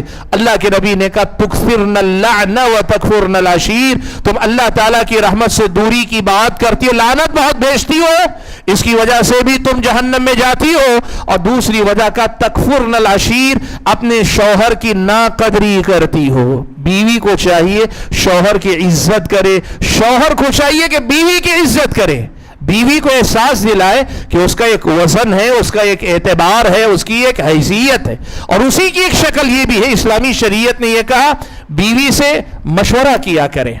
देखिए मशवरा करने के मामले में इफरात और तफरीद है हमारे समाज में। कुछ लोग जिंदगी के सारे मामलात बीवी से न सिर्फ मशवरा करते हैं बल्कि बीवी को हाकिम बना लेते हैं, कव्वाम बना लेते हैं, और औरत ऐसे मसाइल में मशवरे देती है जिसकी उसको समझ नहीं। मैदान कारोबार के बहुत सारे मसाइल गलत है, गलत है। बीवी के साथ मशवरा करने का मतलब ये नहीं वो फैसले करेगी, घर से जो है आपका पूरा निजाम चलेगा, नहीं। और दूसरी तरफ कुछ लोग कव्वाम होने का मतलब ये समझते हैं कि हमारे किसी मामले में हम बीवी को हिस्सेदार नहीं बनाएंगे। इस्लामी शरीयत कहती है कम से कम जो मामलात, बच्चे की तरबियत, बच्चे की परवरिश, बच्चे की तालीम, या इसी तरह दूसरे मामलात में बीवी से मशवरा करो। और दूसरी बात इस्लामी शरीयत ये भी बताती है कई बार आप मशवरा नहीं कर सकते तो कम से कम आप बीवी को बता दे सकते। मिसाल के तौर पर आप बता दें कि आज कारोबार में फला मसला हुआ, खबर दें, उसे लगना चाहिए कि आप उसे इतनी अहमियत दे रहे हैं कि अपनी जिंदगी के मामलात उसके साथ शेयर कर रहे हैं। ये जो चीज है बाहम तबादला कई चीजों का, अंडरस्टैंडिंग का तबादला होना चाहिए, एक दूसरे के लिए इज्जत होनी चाहिए, एक दूसरे को अहमियत हम दे रहे हैं ये बात हमें बतानी चाहिए। ये बहुत ज्यादा जरूरी है आपसी रिश्तों को मजबूत करने और इज़्दिवाजी रिश्ते को मुस्तहकम करने के लिए। इज़्दिवाजी ज़िंदगी को कामयाबी से हमकिनार करने के लिए मैंने कहा आपके सामने मैं 10 बुनियादी बातें रखूंगा। 5 बातें अब तक मैंने रखी हैं, मज़ीद 5 बातें बहुत ही मुख्तसर से वक्त में रख लेता हूँ, इंशाअल्लाह मुख्तसर होकर भी समझ में आ जाएंगी इंशाअल्लाह। छठी बात जिसका ख्याल रखना चाहिए वो ये, देखिए घर के अंदर मर्द को अल्लाह ताला ने कव्वाम बनाया है तो मर्द को कव्वाम रहना चाहिए, मर्द को कव्वाम रहना चाहिए, यानी घर का सरपरस्त और घर का असल जो जिम्मेदार होता है वो मर्द होता है। हमारे समाज में मगरिबी का दुनिया के नतीजे में, मगरिबी वेस्टर्न कल्चर से मुतासिर होने के नतीजे में हम मुसावात के कायल हैं कि मर्द और औरत दोनों बराबर हैं। मियाँ बीवी समझते हैं, औरतें समझती हैं कि इज़्दिवाजी जिंदगी में भी दोनों बराबर ही हैं। जी हाँ, बहुत सारी चीज़ों के अंदर बराबर है, अल्लाह ने बहुत सारी चीज़ों के अंदर बराबर रखा। अल्लाह ने कहा वलहुन्ना मिस्लुल्लज़ी अलैहिन्ना बिल मारूफ, जैसे उनके ऊपर जिम्मेदारियां हैं वैसे उनके हुकूक भी अल्लाह ने रखे, ये बराबरी अल्लाह ने रखी है। लेकिन अल्लाह ने कहा वलिर्रिजालि अलैहिन्ना दरजा, अल्लाह ताला ने मर्दों को औरतों पे एक दर्जा अता फरमाया है। जब अल्लाह ने कह दिया है इस हकीकत को याद रखें। देखिए बहुत सारे घरों के बिखरने की, इज़्दिवाजी रिश्तों को नाकाम होने की एक बड़ी वजह यही मुकाबला है कि मैं सुपीरियर कि तुम सुपीरियर, मेरी चलेगी कि तुम्हारी चलेगी, घर मेरे ही इशारों पे चलेगा कि तुम्हारे इशारों पे चलेगा। इस्लामी शरीयत ने कहा वलिर्रिजालि अलैहिन्ना दरजा। देखो जो अक्लमंद औरतें होती है ना वो अपने आप को घर का बड़ा बनाने के चक्कर में नहीं रहती, लेकिन वो मोहब्बत से अपने शौहर से बहुत सारी चीजें ऐसी मनवा लेती, शौहर ऊपर भी रहता है लेकिन बहुत सारी औरतें अपने बीवी की मानता भी है। ये तरीका होता है अक्लमंद औरतों का। हमारे समाज का एक बहुत बड़ा मसला ये, बहुत सारी खवातीन ये समझती हैं, मियाँ औरतें जहाँ इकट्ठा होती ना तो आपस में वो ये समझती हैं अगर वो ये बताएं कि मेरा शौहर मेरी मर्जी के बगैर कुछ नहीं करता तो वो समझती हैं कि औरतों के सामने इनकी हैसियत बढ़ रही है। नहीं मेरी बहनों, آپ یہ بات سمجھو، آپ اپنی حیثیت گرا لیں گی اگر آپ یہ بتائیں گی کہ آپ کا شوہر آپ کی انگلیوں کے اشارے پہ، آپ کی انگلیوں کے اشاروں پہ چلتا ہے، تو آپ اپنے شوہر کی حیثیت گرا لیں گے. کیوں؟ معلوم ہے آپ نے یہ بتا کر کہ شوہر آپ کے اشاروں کا غلام ہے، یہ بتا دیا کہ وہ غلام ہے اور آپ غلام کی بیوی. وہی اس کے مقابلے میں اگر آپ شوہر کا وہ درجہ زندگی میں بھی باقی رکھیں، اپنی سہیلیوں کے سامنے بھی باقی رکھیں، شوہر شوہر ہے، میں اس کی فرما بردار ہوں، تو شوہر ملک ہے، بادشاہ ہے، اور آپ اس کی بیوی کی حیثیت سے ایک رانی ہے، ایک ملکہ ہیں. اس فرق کو ہماری ماؤں اور بہنوں کو سمجھنا چاہیے. جس گھر میں مائیں یعنی بیویاں اپنے شوہر کی حیثیت گرا دیتی ہیں، اس گھر کے بچے سرکش ہوتے ہیں. یہ آپ لکھ کر لے لیجئے. گھر کے اندر اللہ نے یہ جو نظام رکھا ہے قوام ہونے کا، یہ ازدواجی زندگی کی کامیابی کے لیے بہت اہم ہے. اس مسئلے کو ہمیشہ یاد رکھیں. یہ چھٹی بات ہے جس کا ہم اور آپ کو خیال رکھنا چاہیے. ساتویں بات جو آپ کے سامنے رکھنا چاہوں گا، سبحان اللہ، اللہ کے نبی صلی اللہ علیہ وسلم نے اور قرآن مجید میں اللہ تعالیٰ نے اس سے پہلے ایک بڑی حقیقت بیان کی. وہ یہ ہے کہ اس دنیا میں کوئی عورت مکمل نہیں، کوئی مرد مکمل نہیں. ہر مرد کے اندر کوئی نہ کوئی کمی ہے، ہر عورت کے اندر کوئی نہ کوئی کمی ہے. اور آپ کو معلوم ہے میاں بیوی ایک دوسرے کے سب سے قریبی ہونے کی وجہ سے سب سے زیادہ ایک دوسرے کو جانتے ہیں.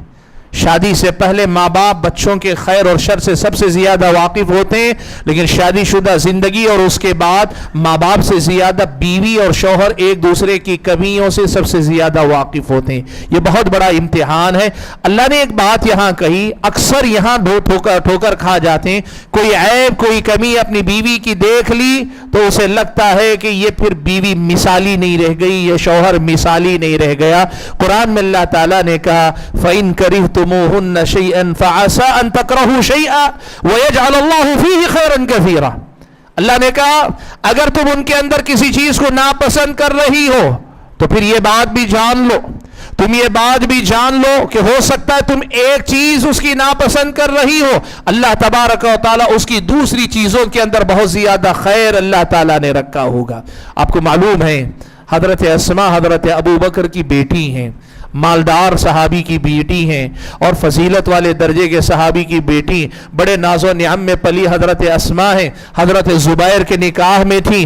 حضرت زبیر کا مزاج، حضرت زبیر کا انداز بہت مختلف تھا، دونوں میں اکثر و بیشتر نہیں ہو پا رہا تھا. حضرت اسماء ایک مرتبہ حضرت ابو بکر کے پاس چلی آئی، کہنے لگی کہ میں صبر نہیں کر پا رہی ہوں، زبیر کے ساتھ زندگی نہیں کر پا رہی ہوں. حضرت ابو بکر صدیق رضی اللہ تعالیٰ عنہ نے کیا کہا معلوم ہے؟ بیٹی جاؤ صبر کرو لیکن زبیر کے ساتھ زندگی کر لو، اس لیے کہ میں نے اللہ کے نبی کو فرماتے ہوئے سنا ہے کہ زبیر جنتی ہیں، اور اللہ کے نبی نے یہ بھی کہا ہے کہ جب ایمان والے انتقال کر جاتے ہیں تو اللہ تبارک و تعالی جنتیوں کے ساتھ ان کی بیویوں کو بھی اللہ تبارک و تعالی جنت میں بیوی بنا کے رکھتا ہے. سبحان اللہ. کہا زندگی ہے چند دن کی ہے، صبر کر لو، رہ جاؤ، ان سے الگ مت ہونا، زبیر جنتی ان کے ساتھ چلا کرو.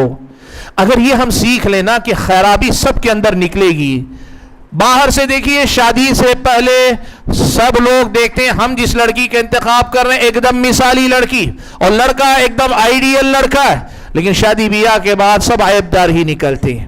اللہ کے نبی صلی اللہ علیہ وسلم نے فرمایا، صحیح مسلم کی روایت، اللہ کے نبی نے کہا لا یفرق مؤمن مؤمنہ، کوئی مومن کسی مومنہ کو ناپسند نہ کرے، اسے کراہت محسوس نہ کرے. کیوں؟ ان سخط منہا خلقا، اگر اس کی ایک عادت پسند نہیں آتی، رضی منہا آخر، تو اللہ نے اس کے اندر دوسری خوبیاں رکھی، اس سے وہ راضی ہو سکتا ہے.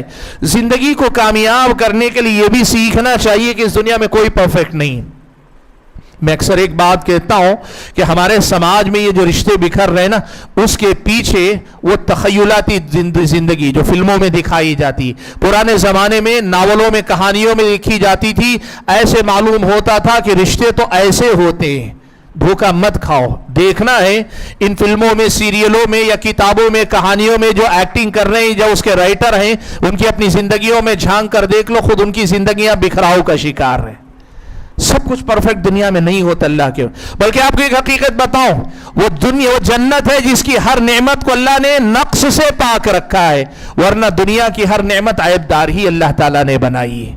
اس لیے ازدواجی زندگی میں یہ بڑی اہم بات ہے یاد رکھنا، بیوی کی کوئی عادت، شوہر کی کوئی عادت ناپسند گزرے گی، اس بنیاد پہ اپنی نظر کو اس طرف سے پھیر کر اس کی خوبیوں کو دیکھا کرو، اور اس کی خوبیوں کو دیکھ کر آگے بڑھو گے تو پھر آگے بڑھ جاؤ گے۔ اسی کے لیے اللہ کے نبی نے کہا نا، ان المرأة خلقت من ضلع، عورت کو اللہ نے پسلی سے پیدا کیا، اور پسلی میں جو سب سے اوپر کی پسلی وہ زیادہ ٹیڑھی ہے۔ اللہ کے نبی نے کہا فَإِنِ اسْتَمْتَعْتَ بِهَا اسْتَمْتَعْتَ بِهَا وَبِهَا عِوَجْ، اگر تم فائدہ اٹھانا چاہو بیوی کے اندر وہ ٹیڑھ پن رکھتے ہوئے بھی فائدہ اٹھا سکتے ہو۔ وَإِنْ ذَهَبْتَ تُقِيمُهَا، اور اگر تم چاہو گے نہیں سب پرفیکٹ ہونا چاہیے، سب کریکٹ ہونا چاہیے، کسرتها، تم اسے توڑ دو گے، اس پسلی کو توڑ دو گے، وَكَسْرُهَا طَلَاقُهَا، اس کو توڑنا اس کی طلاق ہے۔ اسلامی شریعت کی اس تعلیم کو اگر ہم سیکھ لیں، میاں بیوی کے رشتے کتنے سدھر جائیں گے ہم اور آپ اندازہ لگا سکتے ہیں۔ حاضرین گرامی قدر، 8ویں بات جس کا ہم اور آپ کو خیال رکھنا چاہیے، بلکہ میں بات ذکر کر دوں مناسب ہے، میں نے ابھی کہا کہ بسا اوقات بعض چیزوں کو دیکھ کر بعض چیزوں کو برداشت کرنا چاہیے۔ آپ کو معلوم ہے پیارے نبی صلی اللہ علیہ وسلم نے بعض اسباب کی بنا حضرت حفصہ کو طلاق دینے کا اللہ کے نبی نے ارادہ کر لیا، ام المومنین حضرت حفصہ کو۔ اللہ تعالیٰ نے جبرائیل علیہ السلام کو بھیجا اور اللہ کے نبی کو حکم دیا، کہا کہ اللہ کے نبی حفصہ کو اپنے نکاح میں باقی رکھیے۔ کیوں؟ کہا انہا صوامۃ قوامہ، یہ بڑی عبادت گزار خاتون ہے، کثرت سے روزہ رکھتی ہیں اور کثرت سے قیام کیا کرتی ہیں۔ وانہا زوجتک فی الجنہ، اللہ کے نبی یہ جنت میں بھی آپ کی بیوی ہیں، اس لیے اپنے نکاح میں برقرار رکھی۔ نبی کو اللہ تعالیٰ نے یہ بات سکھائی، ہم کیوں نہیں کر سکتے؟ تو 8ویں بات جس سے ہم اور آپ کو خیال رکھنا چاہیے، دیکھیے بڑی اہم بات، قرآن مجید میں اللہ تعالیٰ نے رشتے کو، خاص طور پر میاں بیوی کے رشتے کو نبھانے کے 2 بنیادی طریقے بتائیں، ایک ہے محبت اور دوسرا ہے رحمت۔ وَجَعَلَ بَيْنَكُمْ مَوَدَّةً وَرَحْمَةً، مودت کسے کہتے ہیں؟ محبت کی بنیاد پر رشتہ نبھایا کرو۔ اور محبت کیا ہے معلوم ہے؟ سامنے والے سے لینے سے زیادہ سامنے والے کو دے کر آپ خوش ہوتے ہیں۔ آدمی محبت میں سامنے والے کو دے کر زیادہ خوش ہوتا ہے، سامنے والے سے لینے میں اسے زیادہ خوشی نہیں ہوتی۔ ایثار سے آدمی کام لیتا ہے، سامنے والے کو کھلا کر، سامنے والے کو پہنا کر خوش ہوتا ہے۔ محبت کی بنیاد پر رشتہ قائم کرو، اسلامی شریعت یہ کہتی۔ اور یہ محبت کیسے پیدا ہوگی؟ نبی نے سکھایا بڑے پیارے انداز میں۔ اللہ کے نبی صلی اللہ علیہ وسلم حضرت عائشہ کی تعریف کیا کرتے، تعریف عورت کو بہت خوش کرتی ہے۔ اللہ کے نبی صلی اللہ علیہ وسلم کے ازواج مطہرات اللہ کے نبی کا احترام بہت کرتی تھی۔ بیوی جب شوہر کا احترام کرتی ہے تو اپنے شوہر کے دل میں جگہ بنا لیتی ہے۔ اللہ کے نبی صلی اللہ علیہ وسلم حضرت عائشہ کے ساتھ کھاتے تھے۔ اللہ کے نبی صلی اللہ علیہ وسلم نے بعض اوقات ایسے کیا، حضرت عائشہ نے گوشت کا ٹکڑا کھا کے رکھا، اللہ کے نبی نے وہ لیا، جس جگہ حضرت عائشہ نے کھایا تھا وہاں آپ نے منہ لگا کر کھایا، محبت کے اظہار کے لیے۔ محبت ایسے کی جاتی ہے۔ اللہ کے نبی صلی اللہ علیہ وسلم نے ہمیں سکھایا اپنی بیوی کے منہ میں لقمہ رکھا کرو، پیار سے محبت سے کھلایا کرو۔ اللہ کے نبی نے یہ سب باتیں کی۔ اللہ کے نبی نے کہا تہادو تحابو، ایک دوسرے کو ہدیہ دیا کرو۔ بیوی کوئی بہت بڑا تحفہ دینا ضروری نہیں، کوئی چھوٹی موٹی چیز شوہر کو اٹھا کے رکھ کے جتن کر کے دیتی ہے نا، شوہر کو لگتا ہے ارے واہ بڑا میرا خیال رکھتی ہے۔ اور شوہر بھی وقتاً فوقتاً اپنی بیوی کو کچھ چیزیں گفٹ کیا کرے، تحفہ دیا کرے، بہت قیمتی ہو ضروری نہیں، سونا دینارا ضروری نہیں، چھوٹی چیز اپنی حیثیت کے مطابق۔ شام میں آتے آتے کوئی چیز خرید کر لے آئے، کہا مجھے یاد آیا تمہیں یہ چیز پسند ہے اس لیے میں خرید کر لایا ہوں، بیوی نے کہا تو لانا الگ ہے، بیوی کے کہے بغیر کبھی کبھار اس کی پسند کا خیال کر کے لے آئیے، پھر دیکھیے محبت کیسے نہیں ہوگی، رشتہ محبت پہ نبھائیے۔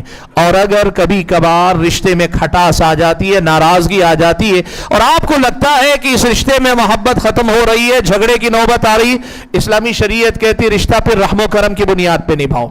بہت سے لوگ یہ سمجھتے ہیں ہمارے رشتے میں محبت ختم ہو گئی، اور آدمی کہتا ہے محبت ہی ختم ہو گئی تو اب اس رشتے کا کیا مطلب ہے؟ اسلامی شریعت نے کہا نہیں، جہاں محبت ختم ہوتی محسوس ہوتی ہے وہاں رحم و کرم کے سہارے رشتے کو نبھاؤ۔ کیا ہوگا؟ وہ غصے کا مرحلہ نکل جائے گا، وہ غصے کا پل نکل جائے گا، وہ مشکل دور آگے نکل جائے گا۔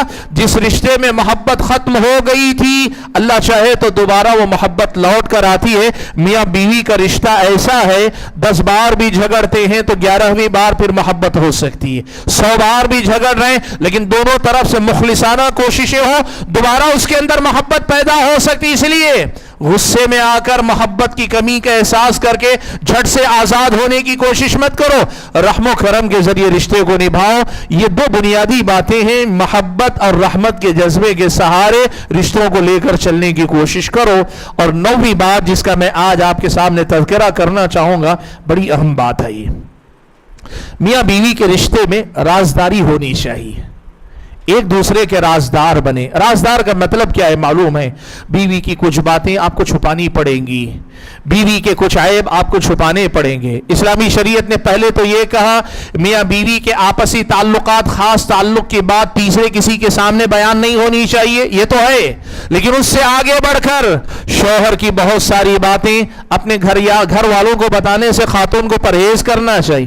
وہ خاتون جو اپنے شوہر کی تمام باتیں اپنے گھر والدہ کو، اپنی بہنوں کو یا اپنی سہیلیوں کو یا اپنے کسی اور کو بتانے لگتی ہے، وہ بہت جلد شوہر کا اعتماد کھو دیتی۔ اور وہ شوہر جو اپنی بیوی کی ہر بات، ہر خرابی، ہر غلطی اپنی ماں کے سامنے، اپنی بہنوں کے سامنے گناتا ہے، وہ اپنی بیوی کے دل میں ہمیشہ کے لیے نفرت کا بیج بو دیتا ہے۔ رازداری رکھو، ایک دوسرے کے لیے رازدار بنو، اس سے تمہارے رشتے میں مضبوطی آئے گی۔ اور آخری بات جس پر میں بات سمیٹ لینا چاہوں گا وہ یہ کہ قرآن و سنت میں ہم اور آپ کو سکھایا گیا ہے، یہ اور اس جیسی اور بھی تعلیمات ہیں، یہ سب تدبیریں ہیں۔ تدبیریں تو اختیار کرو، لیکن یہ سارے اسباب ہیں، اصل فیصلہ تو مسبب الاسباب کرتا ہے، دلوں کو جوڑتا اللہ تعالیٰ ہے۔ اللہ نے کہا وَأَلَّفَ بَيْنَ قُلُوبِهِمْ، اللہ نے صحابہ کے دلوں کو آپس میں جوڑ دیا۔ لَوْ أَنفَقْتَ مَا فِي الْأَرْضِ جَمِيعًا مَا أَلَّفْتَ بَيْنَ قُلُوبِهِمْ، اے اللہ کے نبی، زمین میں جو کچھ ہے سب کچھ بھی آپ خرچ کر دیتے ان کے دلوں کو نہیں جوڑ پاتے، وَلَكِنَّ اللَّهَ أَلَّفَ بَيْنَهُمْ، اللہ نے ان کے دلوں کو آپس میں جوڑا ہے۔ میاں بیوی کے رشتے کے معاملے میں بھی یہ بات بڑی اہم ہے کہ ہم اسباب تو اختیار کریں، لیکن اللہ تعالیٰ سے دعا کریں اس ازدواجی رشتے کی کامیابی کے لیے۔ شوہر کے لیے دعا کیا کریں، بیوی کے لیے دعا کیا کریں، اپنے ازدواجی رشتے کے لیے دعا کیا کریں۔